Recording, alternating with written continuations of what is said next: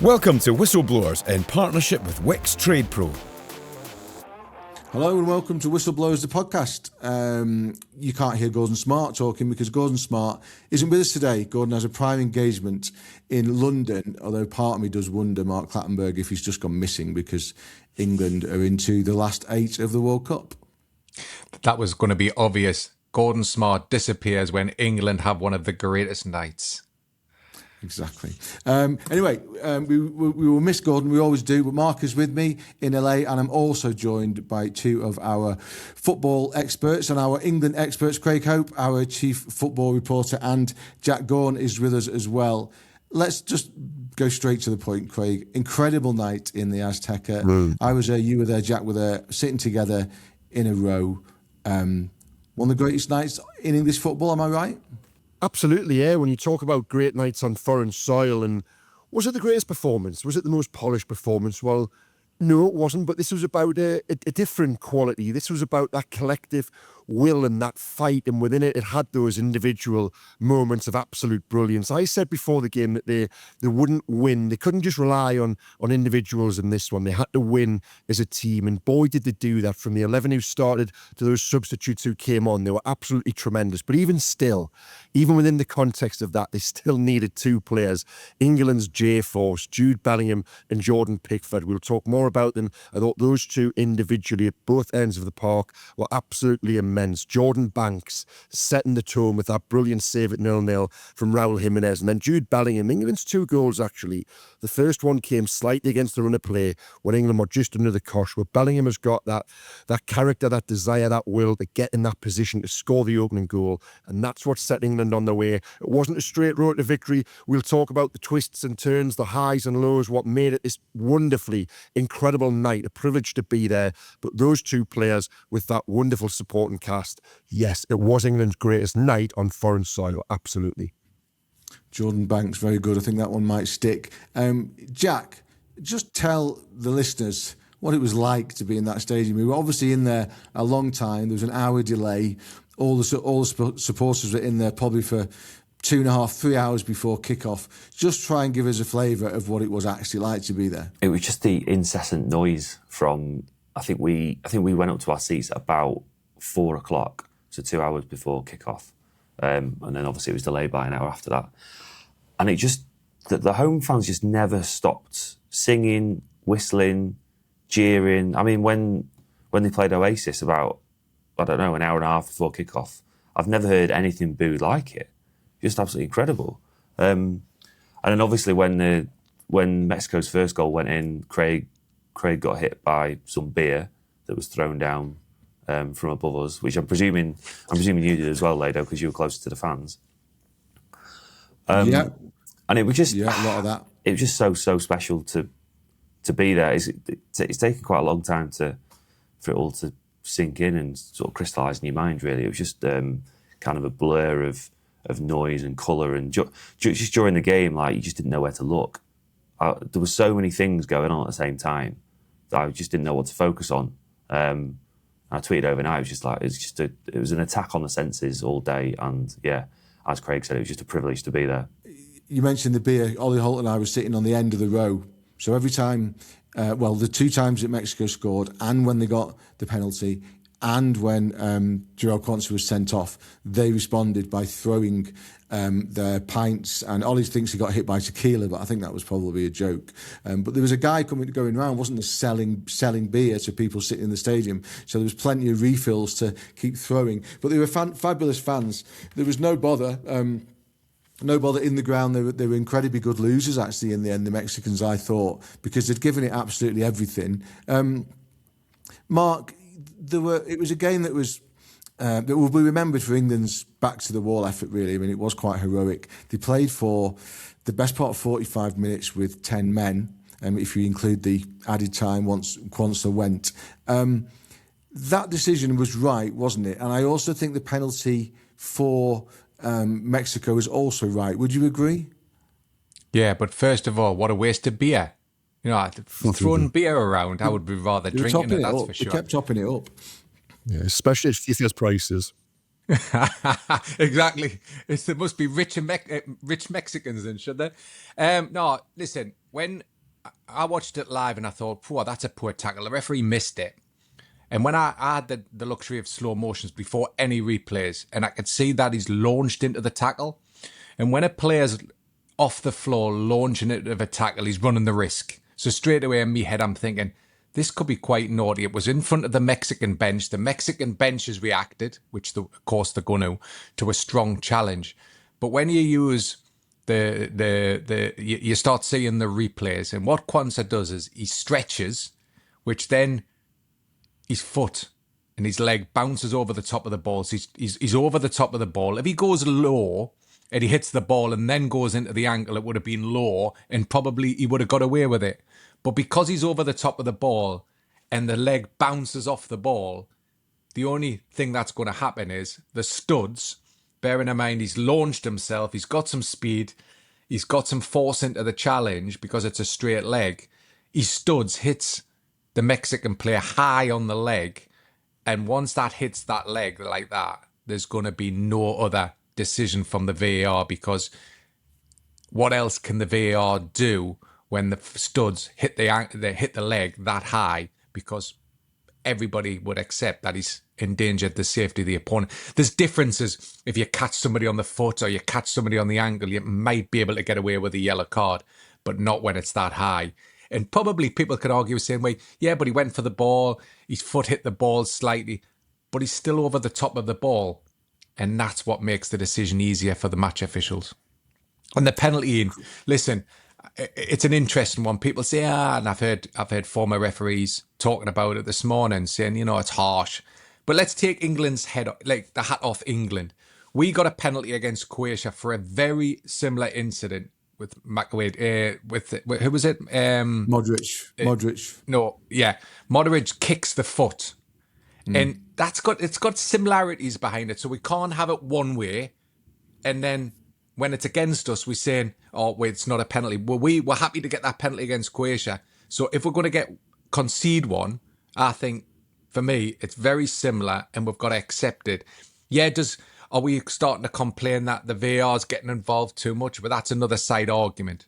But the decision to award it in the end, in my opinion, was a correct one. Once Harry Kane doesn't touch the ball and he kicks the bottom of the attacker's foot, even if it's soft, for me, it's well within the rights to give it. Craig, Thomas Tuchel, very, very happy after the game, obviously, as he would be, when he came through and spoke to reporters afterwards, but not happy about refereeing. Just tell everybody a little bit about his take on what's happened in the last 24 hours.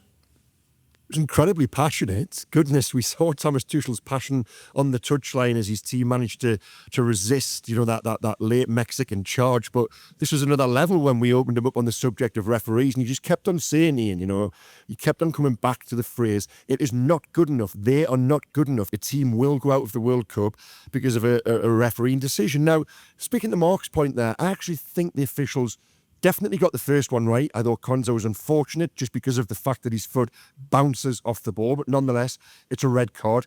I thought the second one, the penalty, was almost Modric light. This wasn't the kick. Modric kicked blind. That was a blatant penalty. This was from the same family, but it was far softer. And my grievance with this penalty is that if this had happened in the group stage, I don't think it would have been brought back.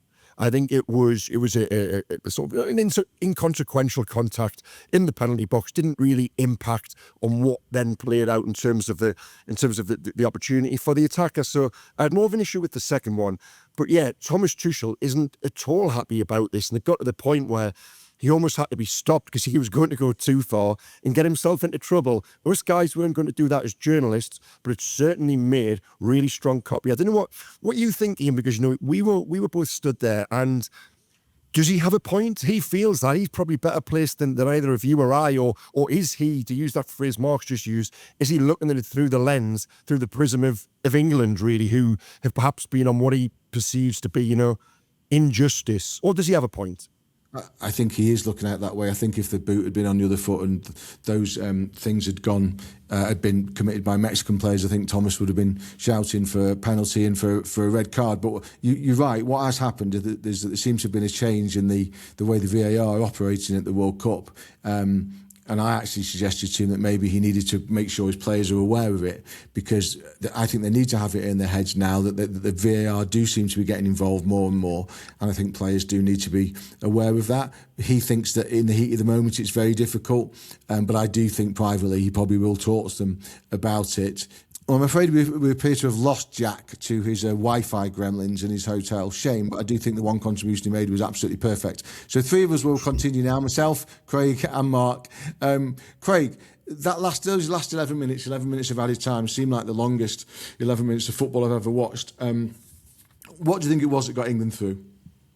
We only need 3 words, and Mark will back me up on this. Big Dan Burn. Mark? Yeah. Listen, Ian's face. Look at Ian's face, because Ian, Ian, you've called some great things during this World Cup. Absolutely, you nailed it with Brazil going out to a good side. You said Brazil will lose when they play a good side, but you did say, why is Dan Burn in the England squad? And there was one reason last night. Big Dan Burn comes on, and he put his body, his head in line for them last, was he on the pitch for about 25 minutes, include the added on time? And that's why Dan Burn was in the England squad. It's a squad of 26 players, and sometimes you need that 26th player, who's sometimes the water carrier, to come on and put in a colossal performance that got us during them. Well, it was for me the longest 11 minutes of my life. It seemed to go on for half an hour. And, him being in position and, putting his body on the line every time the ball came in the box, Big Dan Burn was there. So, credit where credit's due. He didn't carry the water, Mark. He headed the pail back across the halfway line. quite incredible. And I was on the pod last week before, and the subject of Dan Burn came up, and I gave a really passionate defence of not just Dan Burn, the character, because I think that's all a given. It's his playing qualities which have been called into question as to why he's in the squad. And I understand, looking from afar, why folk do, such as Ian, would ask that question. But I see him every week at Newcastle, and particularly I see him in those moments where you've got to have that special team, the borrow Thomas Tuchel's phrase, in defence. And Dan Burn is your man for that occasion. He's got that character, he's got that nastiness, those street smarts, that ability to resist. And we saw in the microcosm yesterday of 25 minutes that might just be the biggest 25 minutes of his career. Goodness, he came on, he tackled, he headed, he kicked, he blocked, he bit. He did everything he had to protect that goal, and it was wonderful to see. I have to say there was a point during that, probably the last 20 minutes, and every time I looked up, all I seemed to see was Dan Burn heading the ball. Honourable mention for John Stones as well, who came on as Tuchel went to that back 5, or kind of almost like a back 9 as it was by the end. I thought he got most things right. Ian did well. Yeah, I thought he got pretty much everything right last night, Thomas, with his certainly his substitutions and his tactics. Mark, now we were presuming, although we know that Norway are a decent side, but we were presuming that it would be England Brazil in Miami this weekend, and it's not. You were on comms duty for Fox for the Brazil-Norway game as Norway beat them 2-0, 2 goals from Erling Haaland. Tell us a bit about the opposition that are coming England's way now this weekend. We thought we were getting the most famous football team in the world, and we're actually getting something quite different. Yeah, but it was a strange one, Ian. If you watch it and you watch it fully, Norway, it looks like if you analyse the result at the end of the game and you see Norway have won 2-0, you think, well, that's comfortable. I think everybody think, Norway have won at a canter, but that wasn't really the story. I think there was a missed penalty in the first half by Bruno Guimaraes, which certainly would have put Brazil on the way. If Brazil had got their noses in front, it could have been a completely different game, because Norway really defensively were good. The goalkeeper had an absolute stormer, a bit like Jordan Pickford Banks, as Craig said. So with the goalkeeper being inspired and the back four quite well organised, it was very difficult to break down. And then while you've got Haaland on the pitch, Haaland did very little for most of the game. But that ball into the penalty area, he gets ahead and bang, header, 1-0. And then it was game over. And if you really analyse it, do you think Norway was a great team? I don't think they were. They've certainly got individuals. Were Brazil, really that bad? No, they weren't. On another day, they could have scored 2 and comfortably went through. I just don't think England need to fear. Yes, you've got one player on the pitch. Wait, maybe 1 or 2 on the pitch with Odegaard as well. But if Haaland gets the chance, that's the moments that could hurt England. But I don't think England should fear if that goalkeeper doesn't have that great performance again. England could go on and win quite comfortably. So I think it's a different mindset. You're playing the great, like a Brazil side, and everybody thinks, that this is a great Brazil side. It's not.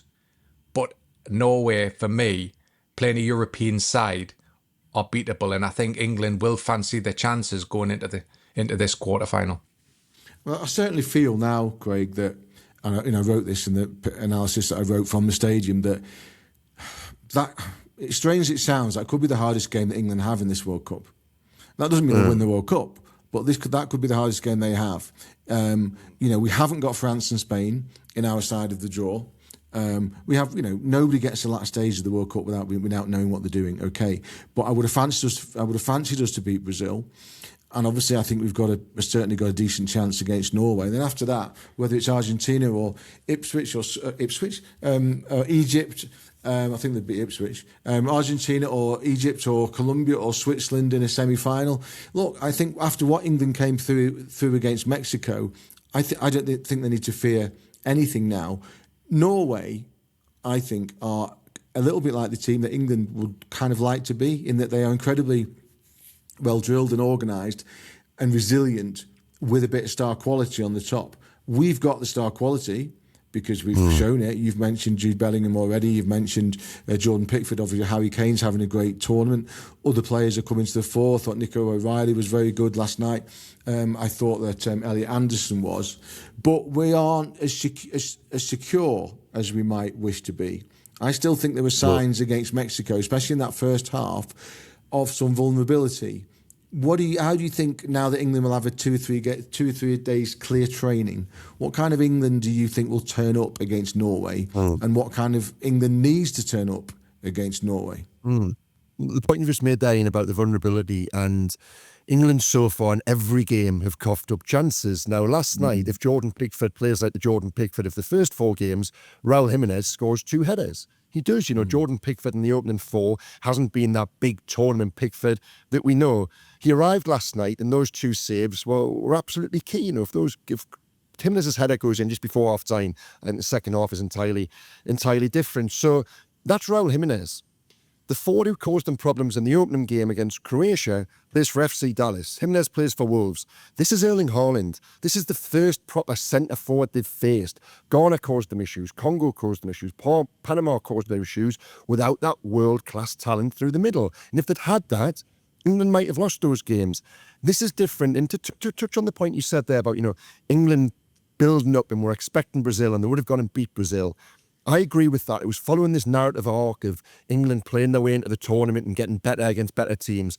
All of a sudden, this is just a little bit of a, hold on a minute, this is Norway. This might actually just be the type of team we don't like to play. They will know how to frustrate us. They've got that player at the other end of the pitch who can actually punish and bully centre-halves like Gay and like Konza. I think there's an argument to actually start with Big Dan Burn and just let him get into a fight with Haaland from the very off. So it's a different type of game. It's a different type of challenge. It isn't the type that would have been expecting. Because I agree, on the back of the emotion of last night and the momentum and the feel-good, I think they would have gone and beat Brazil.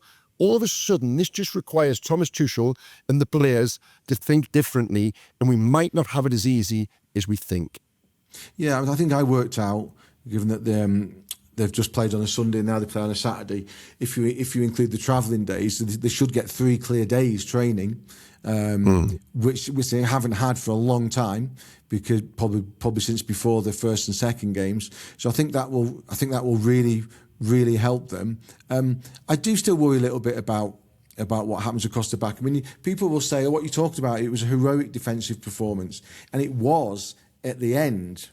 But in that period in the first half, after we'd scored 2 incredibly quick goals, we'd weathered all that pressure early on, scored 2 goals out of nothing, and then in the next 15 minutes, they threw everything at us, scored 1 goal from a wide free kick, and created 2 or 3 other chances from balls being crossed in from wide. There was another one from a corner when the number 3 was going to score and Jude Bellingham got it off his toe right before half-time. So I do definitely think that we need some improvement there, and I worry about it because we've played 5 games now and it hasn't really come. And people say that's really negative, but it's just what we're up against this weekend. We won't be able. I mean, look, what was it? Gabriel who Haaland got above for the first goal against Brazil. Absolutely dominated him, smashed in the header. You can see him doing that on the weekend. Mark, where do you put us now in terms of our chances of actually getting to a World Cup final? I mean, what a thing to say. I know we've been to the last 2 European Championship finals, but England haven't been to a World Cup final since before any of us were born, and that even includes me. Are we getting a bit carried away? Why shouldn't we? In past tournaments, we've had a nice passage, a passage where, we expected England to get at least to the semi-final or final, of the Euros and World Cup in Russia. The draw opened up. This was a slightly different.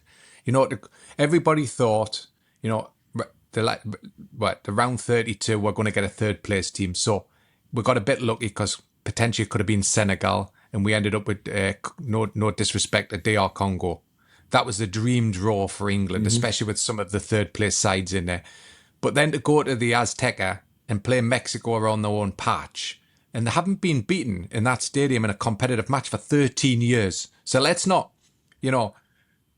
think how important that result was. There's not many international teams have gone to Mexico and won, and England did it. So now the feel-good factor is, we're playing we're going to play a European side, and if you've said before the tournament we could play Norway in the quarterfinals, I think everybody would have been excited, and we've got it. So I think, we're negatives. You look at Argentina, for example. Everybody said Argentina one of the hot favourites.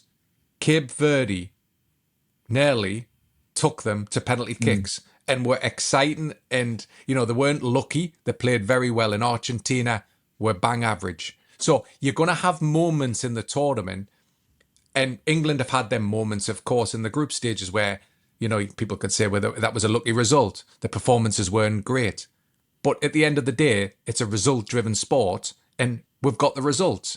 If we go and play Norway, I think we've got a big, big chance. And if we've got that side of the draw with possibly Argentina or Colombia, and we look at the other side of the draw, if you look at, for example, the way France are going to have to beat Morocco, and Morocco are one of the top 5 sides in the world. They're then going to have to play either Spain or Portugal to then play whoever on our side of the draw. So I think England have got a nice side of the draw, but this is the first time where we're going to play top nations, and I think England have a big, big chance. We're one of the big nations and big sides. People are going to fear England. Why? If I was Norway, I would rather play Mexico outside. If you were going to play Mexico in a quarter-final in Miami, you would bite the hand off. But now it's England. Norway would be thinking, you know what, we've got to play England and Miami. We'll not fancy this as much as everybody says. And I think England should be excited and now have a big, big chance to really go far in the tournament. And, after yesterday's performance, I always thought, looking at the draw before, this was our downfall. And I had Mexico to beat England. I did. But now, after this result, this will shock people and go, you know what, England have a big, big chance now. We've talked before, Craig, about how England needed some of their players to step up. We know that Bellingham's had a good tournament from the get-go, and so has Kane. Do you see signs now that other players are improving? Anthony Gordon was one we haven't mentioned on this pod so far last night. I thought he was absolutely integral because when Gordon wins the penalty to make it 3-1 to England, they've just gone down to 10 men and you're expecting the narrative is set for the final 30, 35 minutes. It's England having to protect that slender advantage and just hope they get through at 2-1. So for them to go 3-1 in front and Gordon praying on the shoulder like he did and clever to knock the ball around the goalkeeper, win the spot kick. And then it wasn't just that. It was when Thomas then changed formation and went to the 4-4-1, it was almost, the 5-3-1, and Anthony Gordon went back into midfield. he was a warrior in midfield. I don't think I've ever seen that type of performance from him. Not only was he the outball, he was winning tackles, he was hassling, he was harrying, he seemed inspired, like a man possessed. So Gordon was a big one, given everything we've said about the wingers. Declan Rice. We thought Declan Rice was injured. Well, he stayed on from minute 1 to minute 101 last night, and he did so during the entirety of it on a yellow card. Don't forget he got booked after 58 seconds. That showed discipline, it showed guts, it showed maturity. I thought Rice was brilliant in that midfield as well. His best performance of the tournament so far. But there were others. There were Nico O'Reilly's best game in an England shirt as well. Mark Gee marshalled the defence after that rocky 10-15 minute spell. Ezri Konsa went out to fullback and played the last 10 minutes on one leg, it seemed like, almost. So heroism all over the park, but let's not get carried away with the emotion of that, because I still do believe on an actual performance level, in terms of ball retention at times, in terms of composure, that, resistance and defence in that 10-15 minute spell where they're all over the place before half-time. There still are those things to work on. But yes, certainly to answer the question, some of their players came to the party last night. Before we get back to the World Cup mayhem, we thought we'd tell you we're in partnership with Wix Trade Pro and tradespeople. You'll want to listen in. Indeed, because being a Wix Trade Pro member saves you money. You can save 10% every time you shop in-store or online. There's no minimum spend, no hassle, just savings. That's top draw. And Wix is standing side by side with the trade to help tackle the nation's tool theft epidemic by raising awareness and working alongside Deter Tech to mark over 260,000 tools for free in 2026. Now, according to Wix research, tool theft is a national crisis. Findings show that 38% of UK tradespeople have had tools stolen, with the average value of goods totalling over £2,500 per individual, forcing the vast majority of tradespeople to replace from their own savings. This leaves many unable to work. 99% of stolen tools are never recovered. That's why Wix are working alongside Deter Tech, whose forensic tool marking liquid Smart Water has proven to deter tool theft, to raise awareness and help combat the spread. Exactly. So download the Wix Trade Pro app today to start saving and help Wix to stem the tide of tool theft. Hashtag Wix against tool theft. So lots of reasons to be cheerful for England. Wonderful night at the Azteca, a fantastic result, a performance that will live long in the memory, and we look forward to seeing how England get on in Miami against Norway at the weekend. Now there has been, just before we wrap up, one development in the tournament, Mark, that has really left me very puzzled, left us a lot of people very angry. People will know what I'm referring to. It's the decision by FIFA, we think, with encouragement from Donald Trump. I mean, what a sentence to be saying, but there we are. I've just said it. FIFA, I'll say it again. FIFA, we think, with the encouragement of the President of the United States, have decided to revoke a one-match ban handed out to the USA's top scorer, Folarin Balogun, for a red card offence in the previous round against Bosnia. Now, by the time a lot of you listen to this podcast, the USA may have played their next game. It's against Belgium. The USA have been terrific to watch Mauricio Pochettino's team during this World Cup. The red card that Balogun got against Bosnia, Mark and I both agreed was harsh, but it was given and it stood, and it's been revoked. So he will have played in that game against Belgium. It's an extraordinary thing. UEFA have come out and condemned it. I think it's been condemned in Belgian Parliament. The Belgian FA are furious about it because obviously he'll be playing against them. Even Sepp Blatter has tweeted about it. You know you're in trouble when you're getting on the wrong side of someone like that. Mark, I don't really know what to say or what to ask you really, apart from how on earth can something like this even begin to form in somebody's mind, just to bend the rules so that a player of the home team can play in a game for which he should be suspended just to keep Donald Trump happy. I think this has shocked the footballing world. Working here and working for Fox, and certainly being involved a lot with the US and certainly the US national team. There's a big interest, of course, because, while the US are in the tournament, it's great for the American people and great for the American audience. So when Balogun was sent off against Bosnia, I thought it was wrong. I didn't think it was a scandal, Yeah. like people say it was, because he does step on his opponent's foot and it could have broke his ankle. But certainly as a match official and certainly as a VAR operator, I wouldn't have raised this with the match referee. I didn't think it was worthy of a red card. It didn't meet the criteria of a red card. But in the end, he was sent off, and that was a referee's decision. If you look at referees' decisions, they're final. Even if we don't agree with them, that's part of the integrity of football, that the referee's decision is final. And the way FIFA disciplinary code is set up is that if a player is sent off, even if it's, in some opinion, wrong, it can't be appealed, but you can appeal the length of the suspension. But on another side of another part of a code is that he receives an automatic one-match suspension. So if a player like the guitar player who broke a Canadian player's leg earlier in the tournament, he received 5 matches. You can appeal the 5 matches, but you couldn't appeal the 1-match automatic suspension. Where people are getting upset is Article 27, which FIFA are relying on, which is basically suspended his suspension. Article 27 was used for Cristiano Ronaldo before the tournament. So Cristiano Ronaldo was given a 3-match suspension for a red card prior to the World Cup.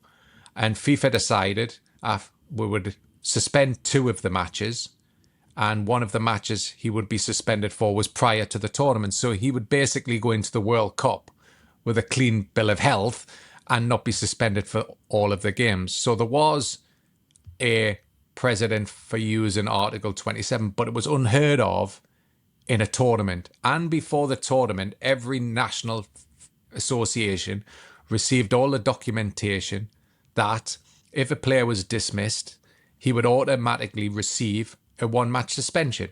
So everybody knew the rules before the tournament and accepted, even if we don't agree with the decision, we have to accept the regulation and rules set in place before the tournament. And now we have a situation where even, and I don't know how Craig feels about, this was 2 days after the event, or even 3 days after the event, the appeals committee decide that they're going to they're going to implement Article 27 and suspend Balogun's 1-match suspension. If they'd done it immediately after the match or within 24 hours, we can have that debate. Belgium would know what they face. USA team would know what they've got squad-wise. But this happened. We're talking more than 24 hours. 1 day, but what, 36 hours before the actual kick-off? This is not great. And while FIFA can justify it because it's in their regulations, it feels like the integrity of the sport, what we love about football, seems to have this where it feels like FIFA can do whatever they want. We know FIFA have a lot of power. FIFA, for example, have the power to change any laws of the game, because even though IFAB control the laws of the game, there's 9 votes. FIFA have 5, the rest have 4. So if you work that out, FIFA have the control and vote. FIFA have a lot of control. But this feels like a control too far, and it feels like the integrity of football is gone, and it feels like FIFA can do whatever they want, and it's damaging what we love about football. Craig, if America, for the sake of argument, the USA, were to go on and win this World Cup, none of us think they will, but say they do, I mean, it's a hollow triumph, isn't it? Because the rules have been broken. It's as simple as that. Everything they do is now tainted. It's not really their fault. Although Pochettino could have chosen not to select him, but he'd probably get thrown out of the country. So, you know, it would be a tainted success, wouldn't it? Absolutely, it would, and it speaks to Spygate in many ways. If you're FIFA, you've done what Donald Trump has asked you to do, done what Donald Trump has probably told you to do. But I think if you're FIFA, part of you is wanting Belgium to win this match, because if they don't, if USA win, and let's say Balogun plays a part in that, there could be all manner of legal challenge to come down the line. Then you've got, as you touch on in there, what if they go even further in the tournament? It's If I'm an American supporter and you've seen some of this reaction online, there's some who are celebrating it. Some don't want it for that reason, because this was feel good, you know? They were getting through, playing exciting front foot football. There was this momentum in the country, this feel good around the host nation. And now, perhaps on the part of their president or whoever it is who's decided to enforce this and to chase this, it's got that asterisk. It is tainted. It's wrong. It shouldn't have happened. And if I was an American, I wouldn't actually want it either. It's like lots of things in football. It's just ruined by the people who organise it. This has been a fabulous World Cup. Mark said to me before we came to record the podcast, he thinks it's the best World Cup he's ever seen. I think there's quite a strong argument for that. But of course, you cannot have a tournament organised by FIFA in a country that is governed the way it is by Donald Trump without something like this occurring. There was always a chance that something like this would happen, and it's an unbelievable shame. And you know what? It's a little bit like Spygate. You mentioned it there, Craig. The Spygate thing would have gone away more quickly had Southampton got knocked out in the playoffs, and but they didn't. So the story grew, your story as well, grew legs. This is where we're at now. If America get beaten, then that story goes away. If America keep going, that story keeps going, and that story keeps growing, and it will become a background to what has been a brilliant World Cup, and that is a shame. Quansah got a red card last night. FIFA rules is he receives an automatic 1-match suspension. Normally it's 2 for a red card for this type of challenge. Let's see what happens. Let's see what happens, because now, if I'm England, I'm going to explore all avenues, because you want this player to play. You want this player to play for the quarterfinal. This is what this has created now. This president, where we've created this situation where everybody is going to push and push and push, because is Quansah going to get a 1 match for this? This would never happen. This would have been 2 or 3 matches for sure because of this type of challenge. But let's be surprised if it's going to be a 1-match suspension. Let's see. Yeah, I totally take your point, Mark. If you're England, if you're any country that gets a player sent off now in the last 2 weeks of this World Cup, then you're obviously going to think about that straight away. As it stands at the moment, Quansah will be missing for the game against Norway and Miami at the weekend. We do think that Reece James may possibly be fit, do we, Craig, for that? Potentially, but the fact that it's dragging on from game to game now, and then is a hamstring, with a player who's got a history of hamstring injuries, he's got a chance, because they thought he might even make the bench and be able to come on last night. So he's got a chance, but I wouldn't be at all surprised. If I'm Thomas Tuchel, I look at that, I just think put Jed Spence in. Jed Spence had great athleticism when he came on last night, put his body on the line in the 6-yard box. I would just play Spence and not complicate it. Well, Thomas Tuchel will have 2 or 3 days to think about that. Craig, you'll be on your way back to Kansas City. You'll be speaking to him later in the week. I'm off back to Atlanta to do the Argentina game. And Mark, you will be continuing to live your life of residential luxury in the Hollywood Hills, or wherever it is that you are. You think that, but I will be in the studio later this morning to watch Portugal, Spain, and the US against Belgium. So 2 fantastic matches after yesterday. All right, good to see you both. Sorry, everybody, that we didn't have Jack with us for so long, but Wi-Fi is what Wi-Fi is.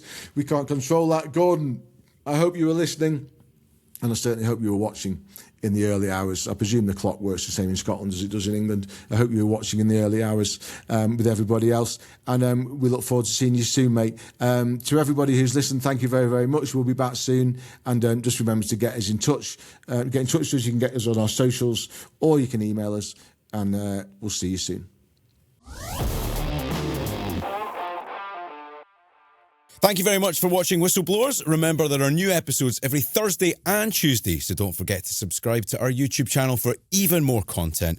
And follow us wherever you get your podcasts so you never miss an episode.